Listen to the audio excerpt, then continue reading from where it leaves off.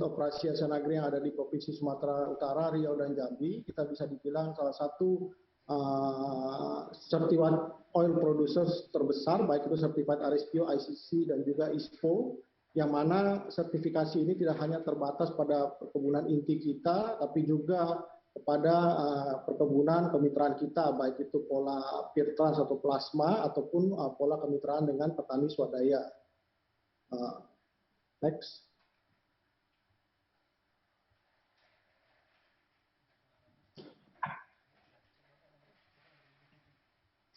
Nah, kalau kita bicara kenapa palm oil, kalau kita bandingkan misalkan palm oil itu dengan minyak nabati yang ada di dunia ini, kalau secara dari produktivitas, tentunya kita bisa lihat bahwa palm oil memang lebih produktif daripada minyak nabati yang lain jika kita bandingkan misalkan dengan rapeseed oil atau dan mustard oil, sunflower oil atau soybean oil, yang mana kesemua ini adalah penyumbang kebutuhan minyak nabati di dunia yang saat ini bisa dibilang berkisar sekitar hampir dengan 240 juta ton. Nah, kalau kita bicara palm oil sendiri dan juga Asianagri, mungkin bagi Asianagri kita dengan tetap fokus pada intensifikasi, bagaimana kita tetap menerapkan best practice dan juga memproduksi bibit yang berkualitas, sehingga kita bisa mendapat saat ini secara total rata-rata produktivitas CPO per hektar per tahun, in average dari semua jenis tahun tanam sekitar 5,3 ton per hektar per tahun. Next. Nah, ini juga yang mungkin menjadi satu tantangan di mana banyak sekali wacana negatif bahwa palm oil itu adalah penggunaan lahan yang cukup besar. Tapi jika kita lihat realitanya, ternyata palm oil itu jika dibandingkan dari seluruh minyak nabati yang ada, palm oil bukan pengguna lahan atau perubahan alih fungsi lahan yang terbesar jika dibandingkan minyak nabati lain yang mana mereka mengkonsumsi jumlah lahan yang lebih besar daripada kelapa sawit itu sendiri. Next. Dan kita bisa lihat bahwa dari selama hampir 20 tahun terakhir, produktivitas dari seluruh minyak nabati juga meningkat, tapi memang produktivitas sawit sendiri itu meningkat cukup tinggi, dan ini pun tentunya dengan berbagai perbaikan yang ada dari sisi praktek-praktek berkelanjutan untuk menghasilkan produktivitas yang lebih tinggi daripada sebelumnya, baik melalui intensifikasi ataupun ada pengembangan usaha lainnya.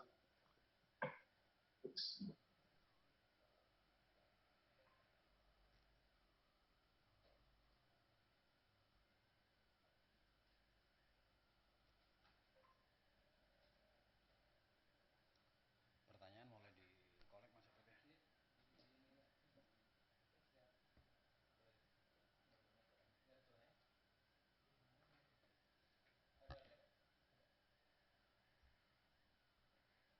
Kok nggak dengar di sini?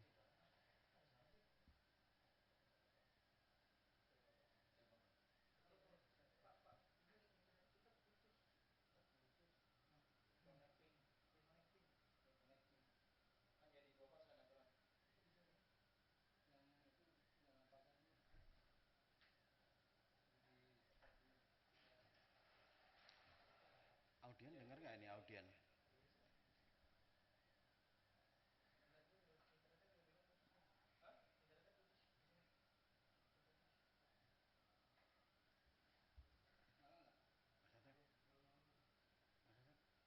Dengar nggak audien?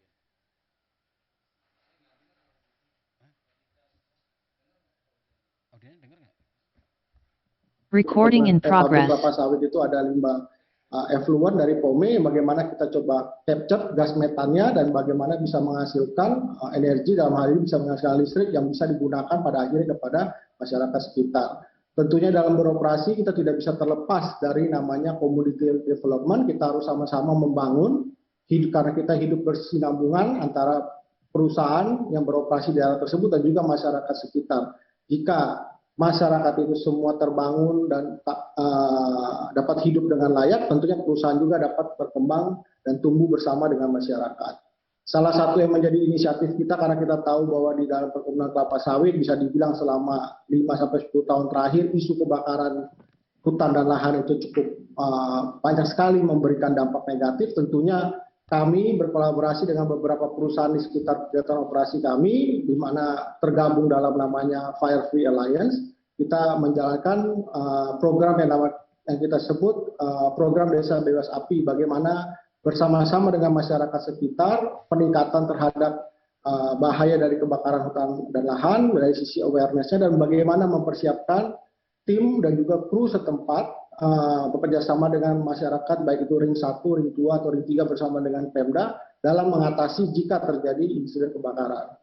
Dan tidak lepas tentunya bagaimana dalam hal menjalankan perkebunan, yang utama adalah karena kita tahu bahwa perkebunan kelapa sawit adalah padat karya, tentunya bagaimana kita bisa melanjutkan budaya dalam melakukan praktek berkelanjutan dan juga budaya berkebun di Asiana Agri melalui institut yang kami sebut Asiana Agri Learning Institute, di mana kita mencoba atau mengembangkan para potensi planters muda dari berbagai lulusan universitas yang ada di Indonesia, dan juga kita menerapkan pola budaya kerja yang ada di Asiana Agri untuk kedepannya menjadi calon-calon planters masa depan yang bisa melanjutkan program ataupun perusahaan kita ke depannya.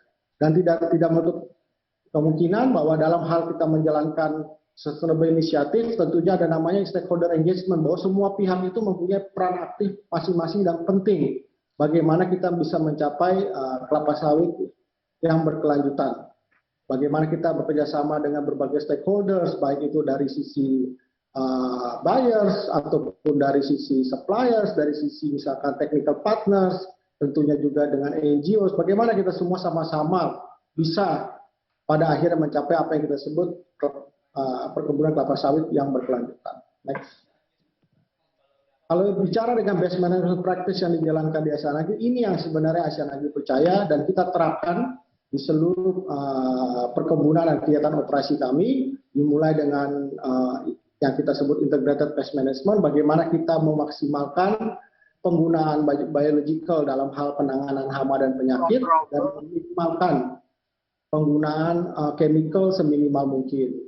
Kedua juga bagaimana kita tentu harus menjaga atau mengkonservasi dan menjaga kelembapan dari tanah itu tersebut. Kita harus menjaga biodiversity, energy management, sustainable water management, dan juga policy zero burning policy yang telah kita jalankan sejak tahun 1994.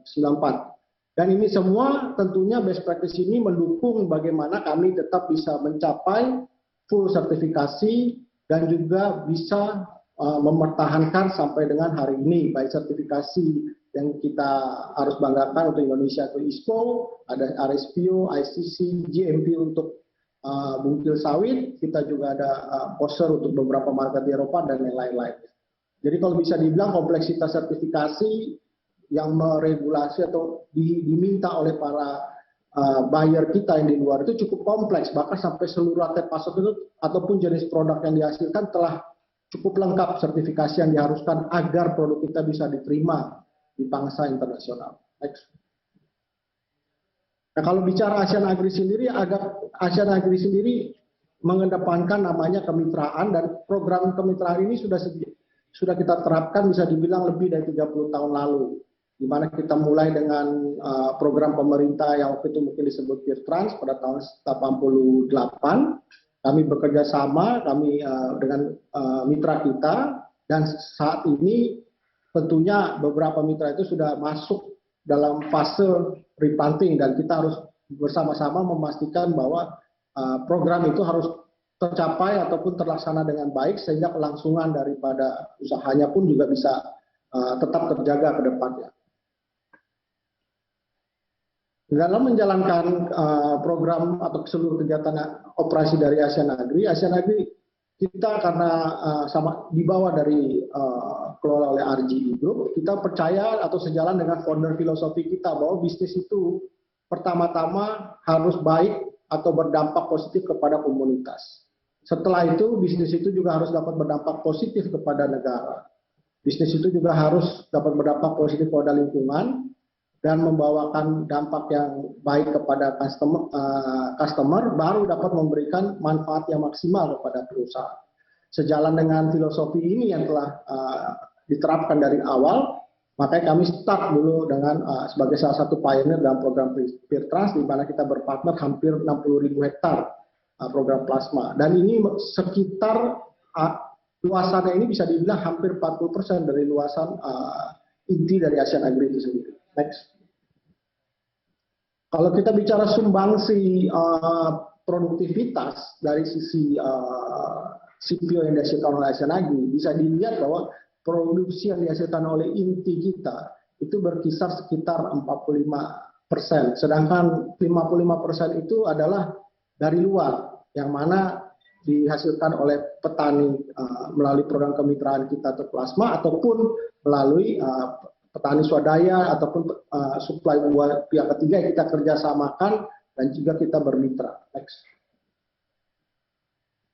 Nah, kalau bicara dari sisi bagaimana kita telah memberikan dampak yang positif kepada masyarakat ataupun petani kemitraan kita, bagaimana bisa memperbaiki taraf hidup dan juga penerima income yang dimiliki oleh mereka, kita mungkin membuat Asian Agri kita bisa sedikit berbangga bahwa beberapa petani kita itu sudah bisa mendapat penghasilan yang bisa dibilang cukup tinggi dibandingkan dengan beberapa standar, misalkan dari sisi UMR, baik itu di Provinsi Riau ataupun di sisi Provinsi Jambi. Next. Nah, kalau kita bicara premium sharing ini sebenarnya bagaimana, karena petani kita telah sertifikasi RSPO sebenarnya, yang dimulai sejak tahun 2013, di mana mereka dapat akses kepada pasar juga dari sisi pasar internasional. Nah, otomatis karena mereka juga harus mempertahankan sertifikasi yang dimiliki, tentunya mereka juga harus ada insentif yang dirasakan. Sejak tahun 2015 sampai saat ini, kami setiap tahun selalu memberikan kembali premium sharing itu kepada petani kita, bagaimana mereka bisa sukses tiap tahun mempertahankan sertifikasi yang dimiliki, tentunya dengan tetap menerapkan praktek-praktek berkelanjutan. Harapannya bahwa premium sharing ini tentu tidak hanya dapat digunakan dalam bentuk konsumtif, tapi lebih kepada bagaimana pengembangan atau peningkatan praktek berkelanjutan dan juga pengembangan dari desa setempat dari masing-masing petani tersebut. Next.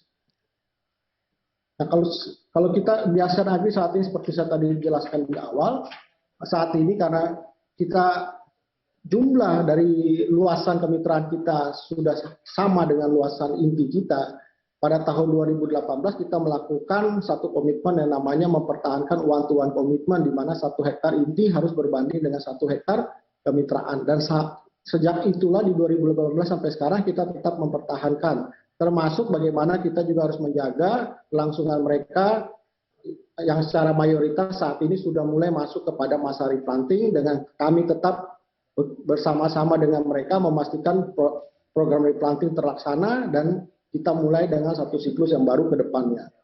Dan siapa yang mendapatkan manfaat, tentunya semua pihak akan mendapatkan manfaat, baik dari sisi lingkungan, dari sisi ekonomi yang diperoleh masyarakat sekitar, dari sisi petani, dan juga dari sisi Asian Agri. Karena dengan kita mengetahui atau bermitra, tentunya ini merupakan salah satu bagian dari program traceability yang ada di Asian Agri.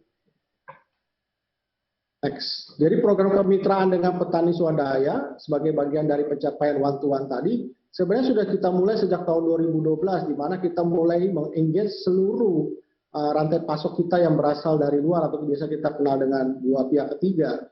Di mana yang tadinya belum bermitra secara langsung, kita coba engage. Kenapa? Karena kita sudah punya pengalaman lebih dari 25 tahun dengan petani plasma, dan bagaimana seluruh praktek-praktek yang ada di petani plasma itu bisa dicoba terapkan kepada petani swadaya kita, dan itu berbuah hasil yang cukup positif, baik dari sisi peningkatan produktivitas dan juga peningkatan pendapatan.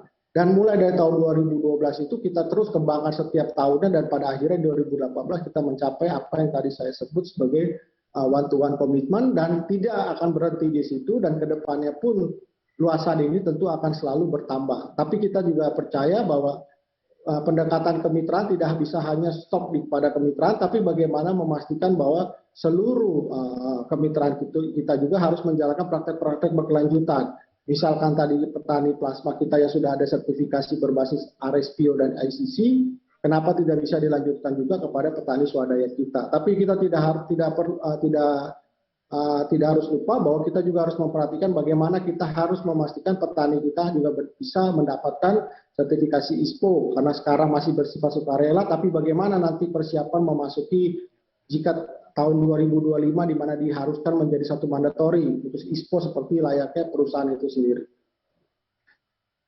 Next. Nah, kalau kita bicara terhadap sustainability, sebenarnya kalau kita bicara berbasis sustainability itu, bagaimana sekarang kita harus melihat dengan beyond dari sustainability. Oleh sebab itu, ASEAN Agri pada tahun 2018 kita coba mengengage dengan PwC, karena sejak 2015 semua komitmen itu berbasis kepada pendekatan UNSDG dari United Nations dengan bagaimana memberikan pencapaian atau kontribusi pada akhir tahun 2030. Oleh sebab itu kita melakukan satu assessment bersama dan diassess oleh PwC, di mana kita mencoba mengidentifikasi goals yang ada dalam UNSDG 17 goal tersebut, mana yang secara langsung berdampak atau memberikan kontribusi, sehingga kita dapat mengidentifikasi goals yang apa kita sebut sebagai core, di mana ini adalah merupakan suatu kegiatan yang berdampak dan merupakan nature utama dari bisnis operation dari ASEAN Agri, dan juga katalitik, di mana merupakan suatu kebutuhan yang tinggi dan banyak sekali dibutuhkan di luar kegiatan operasi ASEAN Agri yang berada di Sumatera Utara, Riau, dan Jambi, dan bagaimana contribute dalam hal ini, bagaimana target ASEAN Agri secara historikal memberikan kontribusi kepada aktivitas tersebut. Dan selanjutnya, atas asesmen itu apa yang harus kita lakukan? Jika tidak ada kendala, tahun ini, akhir tahun, ASEAN Agri akan meluncurkan apa yang kita sebut dengan ASEAN Agri 2030. Bagaimana kami menerapkan suatu komitmen di luar daripada komitmen sustainability yang ada, sehingga itu bisa berdampak positif dan juga bisa dapat dicapai pada tahun 2030. Itu akan kami sampaikan kalau mungkin pada awal tahun 2022, bulan Januari. Oke, mungkin itu sekian dari saya. Terima kasih, selamat siang. Selamat siang dan terima kasih Pak Bernard atas paparannya yang sangat menarik. Sudah ada beberapa pertanyaan dari audiens untuk Bapak, tapi saya tahan dulu pertanyaannya, jadi nanti akan saya sampaikan pada saat sesi Q&A. Tapi memang terkait dengan komitmen keberlanjutan, salah satu tantangan yang dihadapi oleh teman-teman pelaku usaha di sektor perkebunan kelapa sawit adalah bagaimana meyakinkan kepada partner kita, para teman-teman smallholders ini, bahwa sustainability itu bukan sebuah beban, tetapi itu adalah satu keharusan yang dalam jangka panjang juga akan memberikan kesejahteraan dan manfaat yang sangat besar, bukan hanya buat perusahaan tapi juga buat teman-teman petani. Itu nanti akan kita diskusikan pada sesi Q&A. Pembicara kedua saya langsung mempersilakan dengan hormat Direktur Sustainability and Research dari PT Astra Agro Lestari Tbk, Bapak Hadi Sugeng. 15 sampai 20 menit Pak Hadi, monggo Pak. Baik, terima kasih Mas Tovan. Selamat siang untuk kita semuanya. Ucapan terima kasih kepada Info Sawit yang telah menginisiasi kegiatan yang baik ini. Juga rasa hormat saya kepada para pembicara dan penanggap ya di sesi yang bagus ini. Sebelumnya saya perkenalkan diri, saya di Astra Agro, in charge di Chief Agronomy dan Sustainability. Di samping itu saya juga sebagai Kepala Bidang Implementasi ISPO di GAPKI. Kesempatan yang baik ini saya nanti akan lebih banyak bicara mengenai kegiatan ISPO dan juga kiprah kami di GAPKI. Namun saya akan memberikan brief singkat tentang company profile PT Astra Agro Lestari. Sengaja kami tidak tampilkan secara detail di sini, di layar-layar maksud saya. Jadi Astra Agro Lestari adalah nama holding yang mempunyai 43 perusahaan atau sister company. Luas kami baru sekitar 300.000 hektar, itu including dengan luas plasma, KKPA, dan juga kemitraan kami. Saat ini produksi olah kami sudah 50-50, TBS yang diproduksi dari internal dan dari eksternal. Jadi untuk kedepannya pengembangan di inti di AAL mungkin agak sedikit stagnan, tapi kami akan terus fokus untuk memperluas kemitraan dengan petani sehingga suplai TBS terus berdatangan. Kemudian kami juga sangat concern untuk pengelolaan gambut yang kami punyai dan juga langkah-langkah untuk mencegah adanya kebakaran. Ya, seperti yang Asian Agri tadi sampaikan, kami juga mempunyai puluhan masyarakat peduli api yang sinergi dengan kami untuk bahu-membahu supaya tidak terjadi kebakaran lahan di tempat kita. Perlu saya sampaikan juga di sini bahwasanya mulai tahun kemarin Astra Agrolestari juga sudah mulai menjadi produsen benih kelapa sawit, sudah bergabung dengan produsen yang lain. Kami telah merilis 3 varietas unggul Astra Agro, yaitu kami namai Astra Agro Lestari, Astra Agro Sejahtera, dan Astra Agro Nirmala.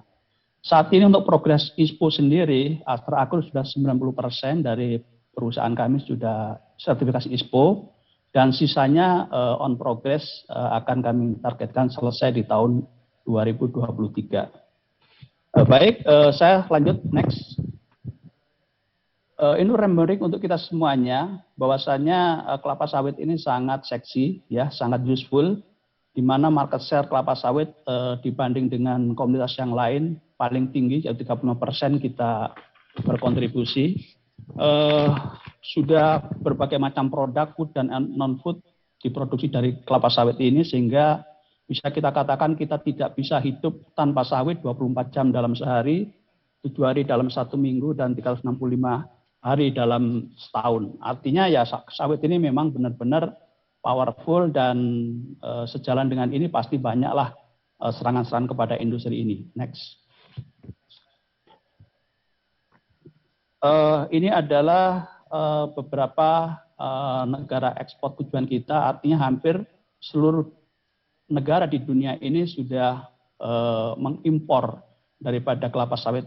Even di Eropa juga demikian, meskipun begitu kritis negara-negara ini terhadap kelapa sawit, tetapi faktanya banyak sekali produksi kita yang sudah membanjiri di pasar Eropa.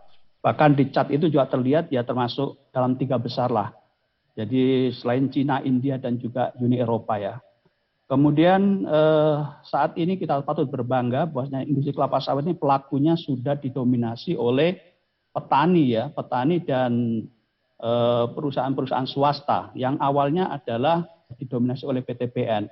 Sudah 55% untuk perusahaan swasta dan 41% adalah perusahaan masyarakat atau petani. Artinya kelapa sawit ini sudah menjadi hajat hidup orang banyak ya, sehingga sangat patut untuk kita pertahankan eksistensi dan kelestariannya. Next.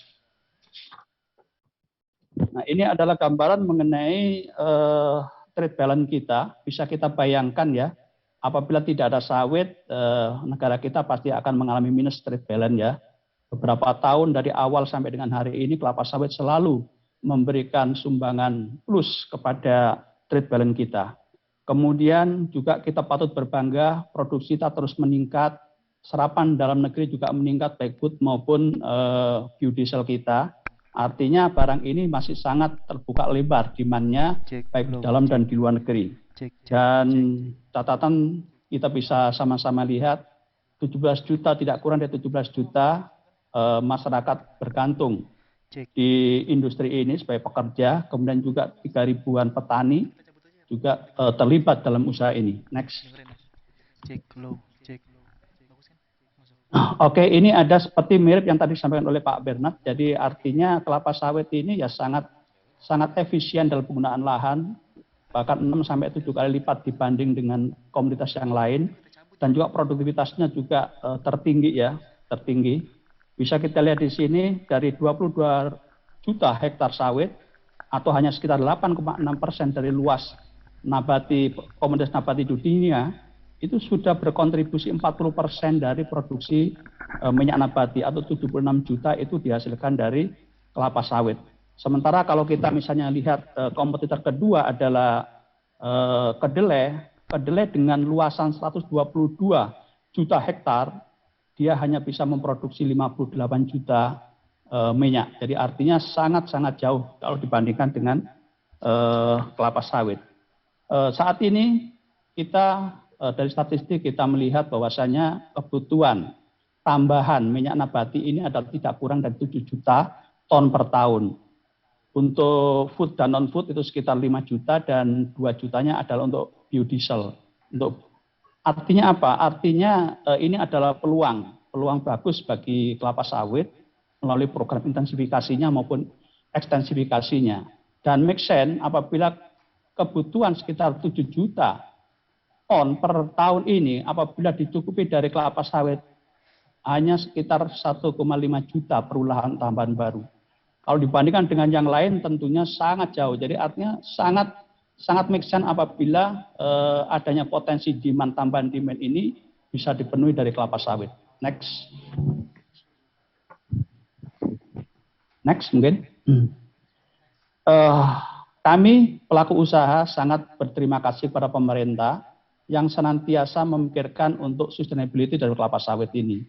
Dengan adanya ISPO mulai dari yang 2011, 2015 dan bahkan di tahun 2020 ini SPO ini sudah sangat maju, ya sudah ada unsur di situ adalah traceability. Nah harapannya kalau sudah ada poin ini ISPO atau standar sertifikasi nasional kita itu sudah sejajar dengan standar asing dan tentunya harapan kita bisa diterima sebagai standar global. Ya tadi saya sampaikan kelapa sawit sangat useful, sangat powerful untuk produksi ya. Tetapi PR kita ke depan adalah bagaimana kita menunjukkan kepada dunia bahwa praktek-praktek usaha kelapa sawit kita ini adalah sustainable. Ya. Saya yakin dan percaya masing-masing perusahaan pasti punya strategi atau policy kaitannya dengan sustainability, dengan goal baik itu pada Triple P ataupun dengan SDGs dari sampaikan oleh Pak Bernard maupun yang akhir-akhir ini yang mengemuka adalah mengenai ESG. Dan juga banyak sekali memakai skema-skema sertifikasi, baik itu RSP, OISCC, dan sebagainya. Tapi saya pribadi memprioritaskan bahwasanya ISPO ini adalah harus nomor satu kita perjuangkan untuk diimplementasikan. Kalau bicara sustainability adalah ISPO. ISPO adalah sustainability. Itu di benak saya. Oleh sebab itu kami di KAPI sangat concern untuk sosialisasi kepada anggota kami khususnya dan juga masyarakat lain untuk bagaimana bisa sertifikasi ISPO ini. Next. Nah, ini terkait dengan pembaruan yang terakhir mengenai New ISPO. Ini kami sekali lagi turut berbangga dan ada beberapa poin penting di sini. Yang pertama adalah kalau dari Kepres 44 itu sendiri, pertama ada seluruh pelaku usaha diwajibkan untuk sertifikasi ISPO, baik itu perusahaan maupun levelnya petani. Kemudian untuk perusahaan mandatori sejak diundangkan peraturan ini, dan untuk petani kita kasih jangka waktu selama 5 tahun. Kemudian poin-poin yang ada di Permentan itu sendiri, salah satunya adalah untuk ketelusuran disyaratkan agar pabrik yang mengolah kelapa sawit itu paling tidak 30% itu berasal dari TBS-TBS yang sertifikasi ISPO. Dan tahun demi tahun diharapkan bisa meningkat paling tidak selama 5 tahun ke depan sampai menunggu adanya mandatori di kebun plasma itu sudah bisa mencapai angka 30% lah. Ini adalah kabar bagus dan sekaligus ini adalah mungkin pintu masuk kita untuk bisa berkiprah di kancah global. Next. Beberapa poin-poin perubahan daripada Perpres 44 ini, yang pertama tadi adalah wajib pekebun 5 tahun, kemudian antara petani pekebun dengan petani swadaya ada kesamaan prinsip dan kriteria. Terus kemudian sebagai pihak yang melakukan sertifikasi adalah lembaga sertifikasi, jadi bukan lagi pemerintah, sehingga diharapkan adanya independen dan bisa diterima di global. Kemudian juga prinsip dan kriteria mencantumkan aspek transparansi. Nah ini kami menyambut baik transparansi ini yang sebelumnya tidak diatur dan akan lebih baik lagi nanti akan ditindaklanjuti dengan adanya ISPO hilir yang akan kita sama-sama kembangkan produk kita ini sampai ke hilir sehingga kita mempunyai nilai tambah yang lebih maksimal. Next. Nah, ini tadi beberapa perubahan dan di poin terakhir di New ISPO ini adalah mengenai transparansi. Next. Nah, challenge kita untuk transparansi ini adalah bagaimana